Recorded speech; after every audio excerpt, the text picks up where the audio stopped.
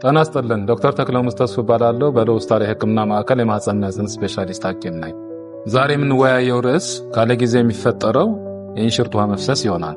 ይኸው ማለት የጽንሱ ዕድሜ 7 ወር ከሆነው በኋላ ከምጥ በፊት የሚፈጠረው የእንሽርት ውሃ መፍሰስ ማለት ነው። ካለ ጊዜው ከምጥ በፊት የሚያጋጥመው የእንሽርት ውሃ መፍሰስ እስከ 3% የሚሆኑ እናቶች ላይ ሊያጋጥም ይችላል።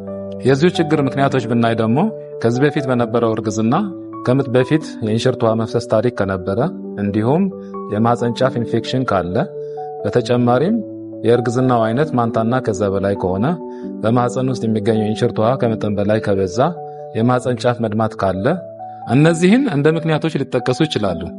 ካለ ጊዜው ከምጥ በፊት የሚፈጠር የእንሽርት ውሃ መፍሰስ ምልክቶቹ ምንድናቸው? ከማህፀን የሚወጣ ውሃ መሳይ ፍሳሽ፣ በተጨማሪም የውስጥ ልብስ መርጠብ ወይም ደግሞ መበስበስ።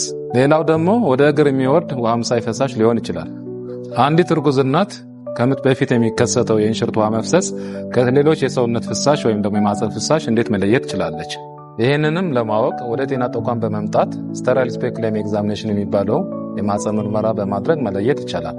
ይሄው ችግር በእናትየው እንዲሁም በጽንሱ የሚያመጣው ተጽዕኖ ምንድነው ብለን ብናይ ደግሞ በእናትየው የሚፈጠር ችግር የማህፀን ኢንፌክሽን ሊገጥም ይችላል። በተጨማሪም የእንግዴ ልጅ መላቀቅ ሊያከሰት ይችላል።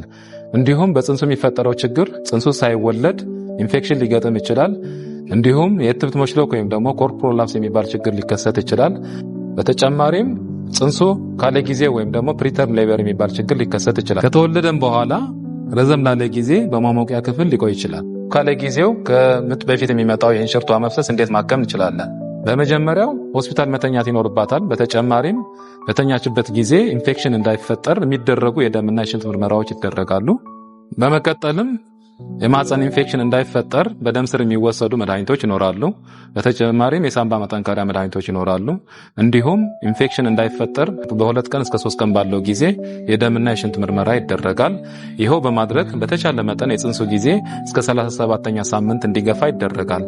ሆኖም ግን በ37ኛ ሳምንት የተፈጥሮ ምጥ የማይመጣ ከሆነ የምጥ መርፌ በመስጠት ጽንሱ እንዲወለድ ይደረጋል።